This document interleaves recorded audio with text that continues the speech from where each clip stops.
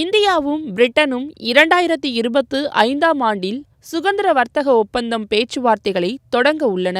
கடந்த ஆண்டு மே மாதத்தில் பிரிட்டன் பொதுத் தேர்தலின் காரணமாக இந்த பேச்சுவார்த்தைகள் இடைவேளை பெற்றன. தற்போது பிரிட்டன் வணிக மற்றும் வர்த்தக செயலாளர் ஜோனாத்தன் ரெனால்ட்ஸ் பிப்ரவரி 23ஆம் தேதி இந்தியாவுக்கு வருவதனால் இந்த பேச்சுவார்த்தைகள் மீண்டும் தொடங்கப்படலாம் என்று எதிர்பார்க்கப்படுகின்றது.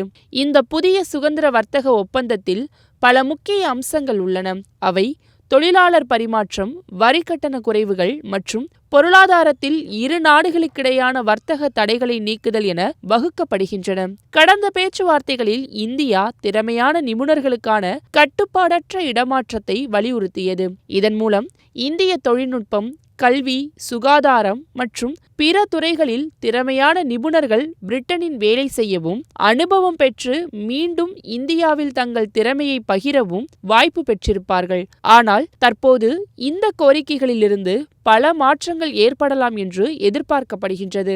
மேலும் பிரிட்டன் 2026ஆம் ஆண்டின் தொடக்கத்தில் தனது கார்பன் எல்லையை சரிசெய்தல் நடைமுறையை அமல்படுத்த திட்டமிட்டுள்ளது. இந்த சட்டம் பிரிட்டனுக்கான இறக்குமதி பொருட்களின் கார்பன் உற்பத்தி அதிகமுள்ள பொருட்களுக்கு அதிக வரிகள் விதிக்கின்றது. இதன் காரணமாக இந்திய பொருட்களுக்கு புதிய வரிகள் விதிக்கப்படலாம். ஏனெனில் இந்தியா பல பொருட்களின் உற்பத்தியில் கார்பன் பாதிப்பு அதிகமாக உள்ளதால் FTAக்கு பாதிப்புகள் ஏற்படலாம் என நிபுணர்கள் எச்சரிக்கையுடன் கூறுகின்றனர். இரு நாடுகளின் வர்த்தக உறவுகள் 2024ஆம் ஆண்டில் 21.34 பில்லியனாக உயர்ந்துள்ளது. இது ஒரு புதிய வளர்ச்சியை தருகின்றது.